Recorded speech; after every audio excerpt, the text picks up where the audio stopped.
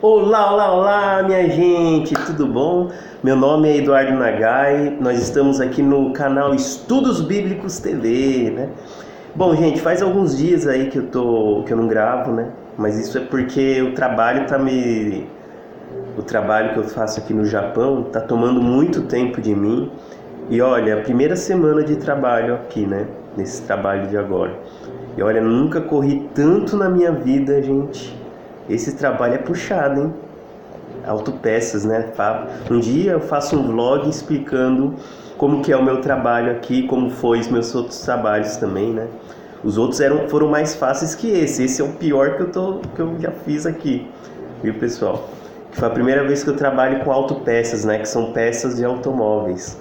Agora, os outros trabalhos foram mais componentes eletrônicos, coisa pequena, fininha, né?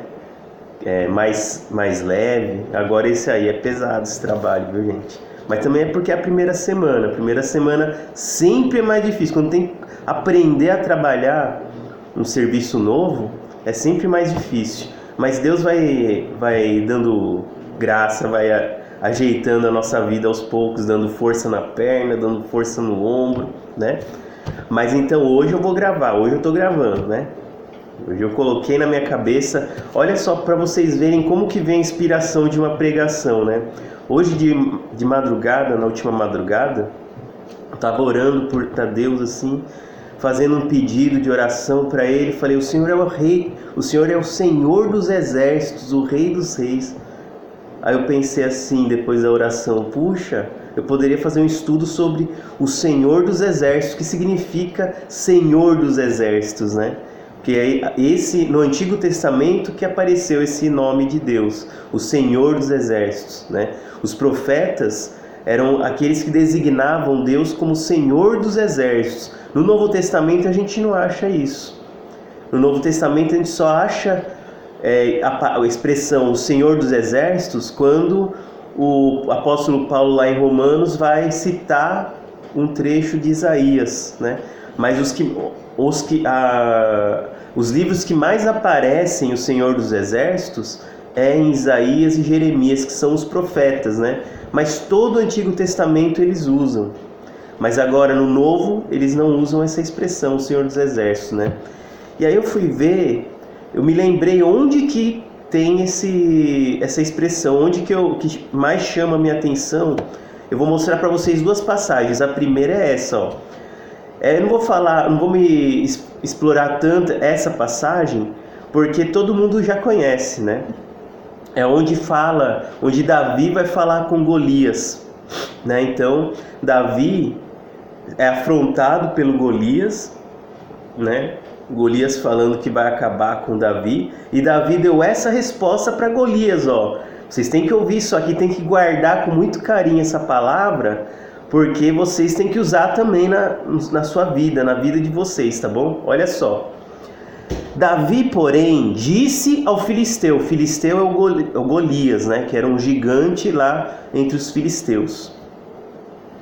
Você vem contra mim com espada, com lance e com dardos, mas eu vou contra você em nome do Senhor dos exércitos, o Deus dos exércitos de Israel, a quem você desafiou. Hoje mesmo o Senhor o entregará nas minhas mãos e o matarei e cortarei a sua cabeça. Hoje mesmo darei os cadáveres do exército filisteu às aves do céu e aos animais selvagens, e toda a terra saberá que há Deus em Israel.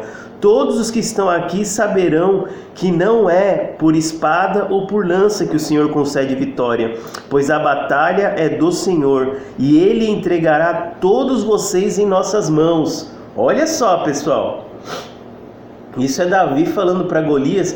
Golias ficou 4 dias desafiando todo o exército de Israel. O exército todo, o Golias ficou desafiando, ficou humilhando, afrontando. E Davi, a palavra de Deus fala que Davi era mirradinho, pequenininho, né? Ele era baixinho, né? E assim, ele não era o perfil de soldado daquela época. Só que ele conhecia o Deus, gente, Davi conhecia Deus que ele servia. Ele conhecia Deus como o Senhor dos Exércitos. Então, como ele é o Senhor dos Exércitos, Davi tinha certeza, tinha convicção, tinha fé de que Deus ia entregar o exército inimigo nas mãos dele. Lembra qual é a continuação dessa passagem? Davi só pegou, não tinha nem armadura, ele conseguiu colocar armadura, porque não é soldado. E o corpinho dele não cabia, não era do tamanho da armadura que os soldados usavam naquela época. Ficava muito desengonçado, ele não gostava. Então o que ele fez? Ele desafiou em nome do Senhor dos Exércitos. Olha que passagem interessante, né? Mas o que significa ser o Senhor dos Exércitos? Aí Deus foi me colocando na cabeça as passagens, né? A segunda passagem que eu vou mostrar para vocês já é menos conhecida que essa, mas também pode ser que seja conhecida por vocês, né? Mas é menos pregada do que essa aqui, que é 2 Reis capítulo 6. Vamos lá? 2 Reis, eu já estava marcado aqui, viu, pessoal? Por isso que eu já abri certinho. Segundo livro de Reis, capítulo 6. Eu vou ler essa passagem a partir do versículo 8, tá? Para poder mostrar o contexto que se passou a passagem. Se passou a passagem é boa, né? O exército arameu é ferido de cegueira. Olha só. Ora, o rei da Síria estava em guerra contra Israel. Depois de reunir-se com os seus conselheiros, disse: montarei o meu acampamento em tal lugar. Mas o homem de Deus mandava uma mensagem ao rei de Israel: evite passar por tal lugar, pois os arameus estão descendo para lá. Assim o rei de Israel investigava o lugar indicado pelo homem de Deus.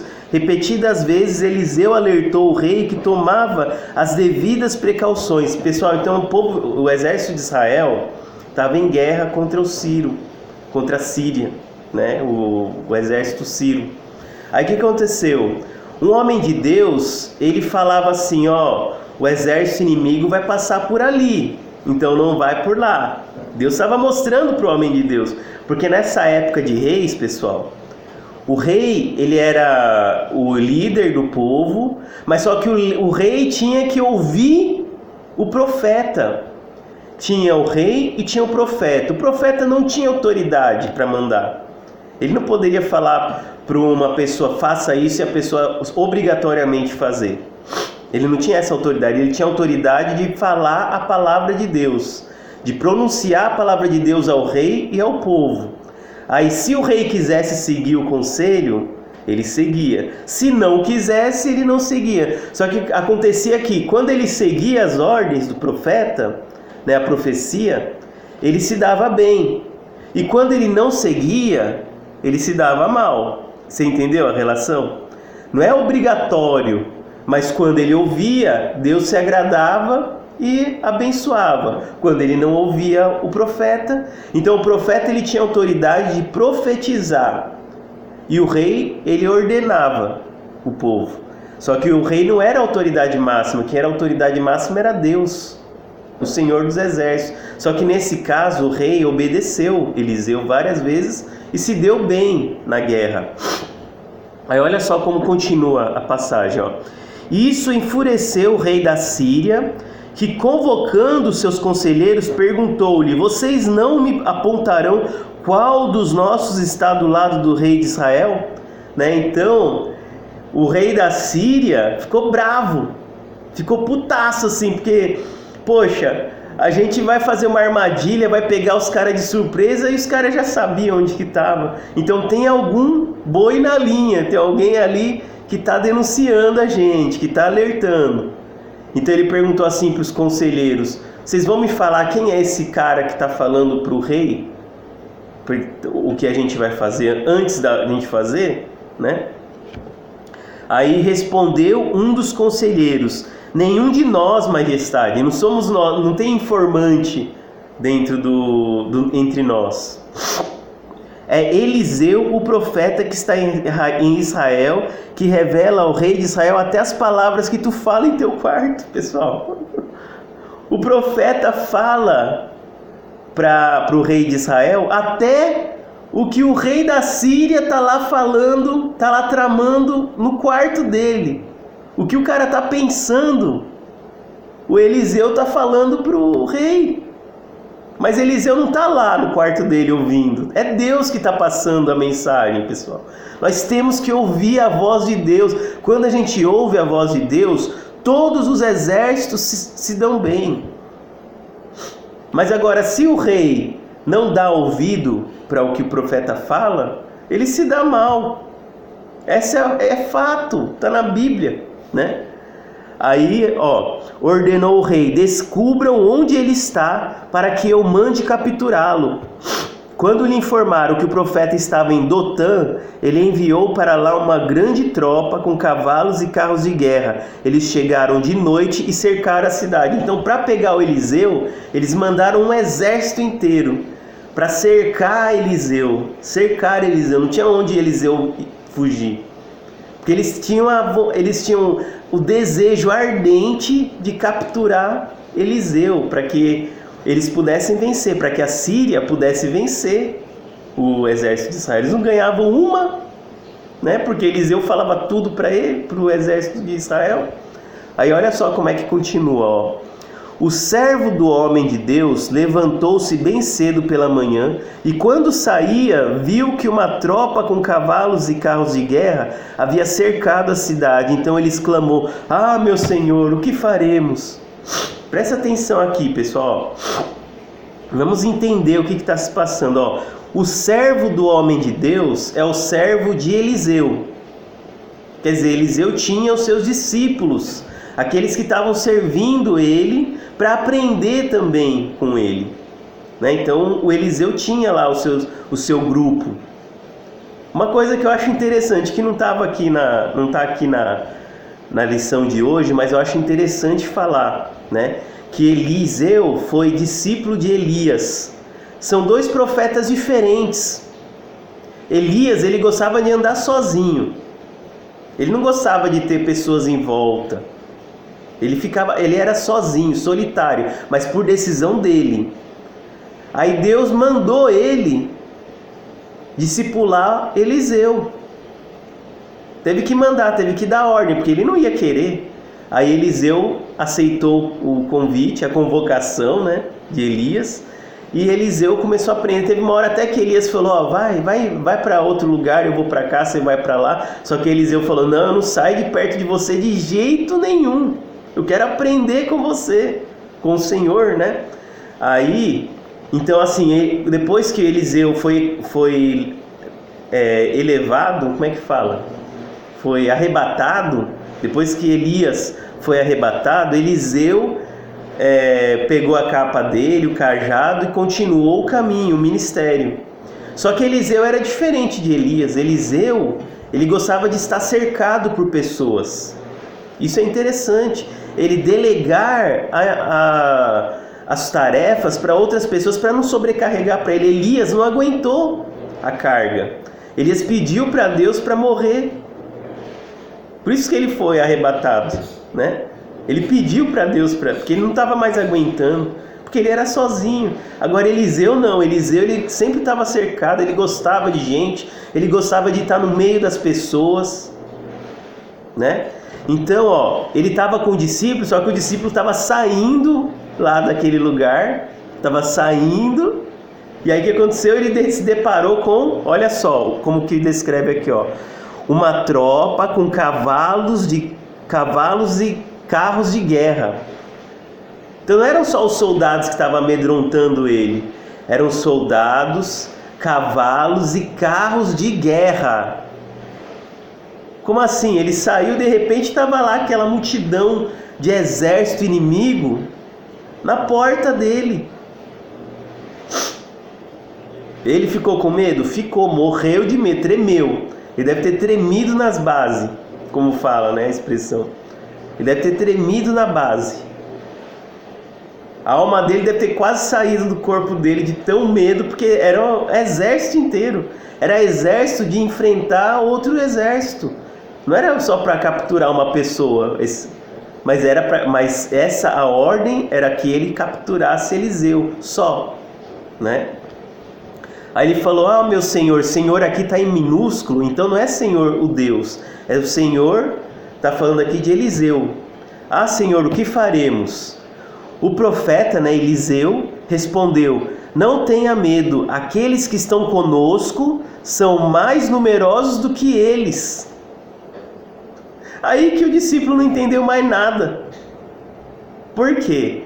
Porque ele fala assim, os que estão conosco são mais numerosos do que os que estão com eles. Aí ele falou assim, mas os que estão conosco, só eu e você estamos aqui. Só eu e você estamos aqui e é um exército numeroso. Mas olha o que Eliseu fala, E Eliseu orou: Senhor, abra os olhos dele para que veja. Então o Senhor abriu os olhos do rapaz, que olhou e viu colunas cheias de cavalo e carro de fogo ao redor de Eliseu. Oh meu Deus, glória a Deus. Gente, como eu queria que vocês vissem o que esse rapaz viu. Quando ele abriu os olhos, ele não viu só o exército inimigo. Ele viu um exército inimigo, mas viu em volta deles anjos de guerra. Você sabe o que é ver anjo? Eu não sei o que é ver. Eu não enxerguei um anjo até hoje. Mas a Bíblia fala que em volta dele tinha... Então o Senhor abriu os olhos do rapaz, que olhou e viu as colinas cheias de cavalo e carros de fogo. Quando ele vai descobrir, quando a Bíblia fala do exército inimigo, fala assim, uma tropa com cavalos e carros de guerra. Uma tropa com cavalos e carros de guerra. Agora, quando vai falar do exército que está a favor de Elias, fala assim, viu as colinas cheias de cavalo e carros de fogo. Deu para entender por que eu estou repetindo isso? Cavalos e carros de fogo. O fogo não estava aqui no exército inimigo. Repararam aí? Perceberam a diferença? Quando fala do exército inimigo, são cavalos e carros de guerra. Quando fala dos anjos que estavam defendendo Eliseu e o discípulo dele, é cavalos e carros de fogo, pessoal. Oh, glória a Deus! Aleluia! Ao redor de Eliseu tinha cavalos e carros de fogo.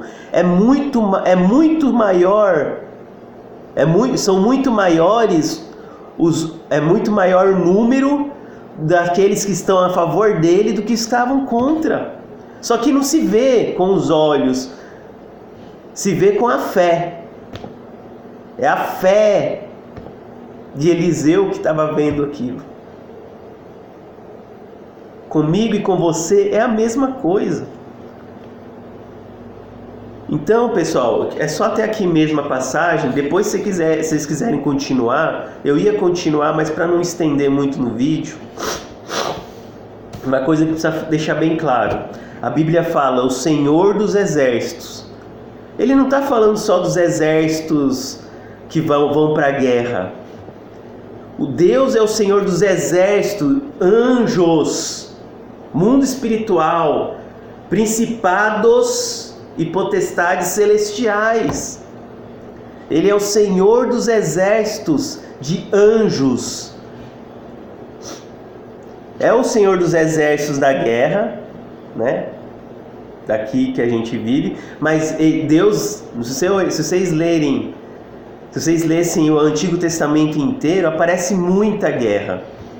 E toda vez que o profeta ou o rei ouvia, Deus assim dava de bandeja o exército inimigo nas mãos. É só lembrar de Gideão.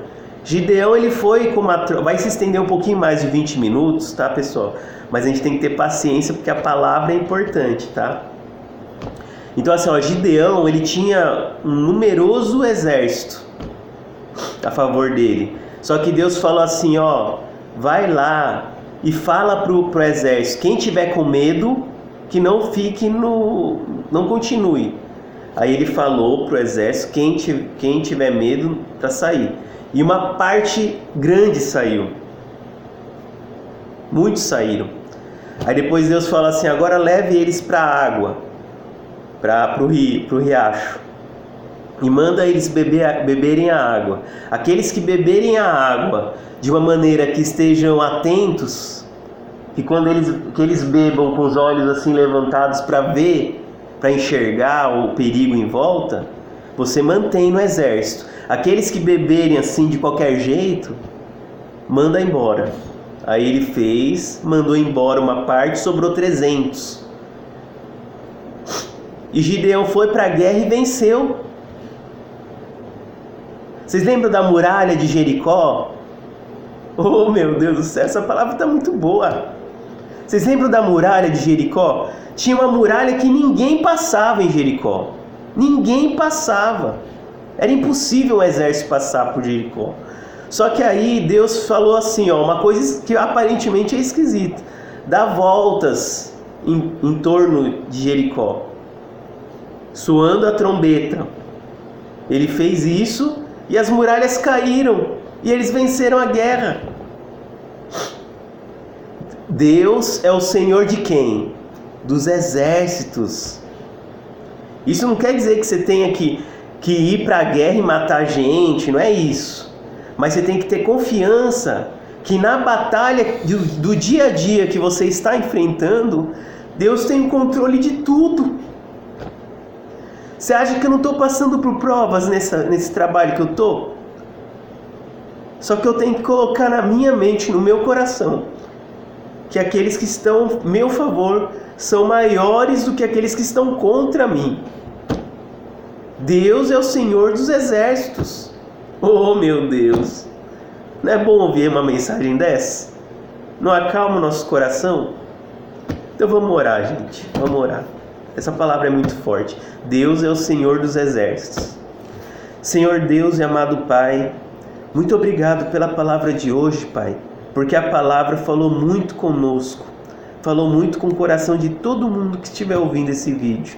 Muito obrigado, meu Deus, porque o Senhor é o Deus do exército e tudo o que nós enfrentamos no nosso dia a dia, nós podemos ter certeza que existe um exército em nossa volta.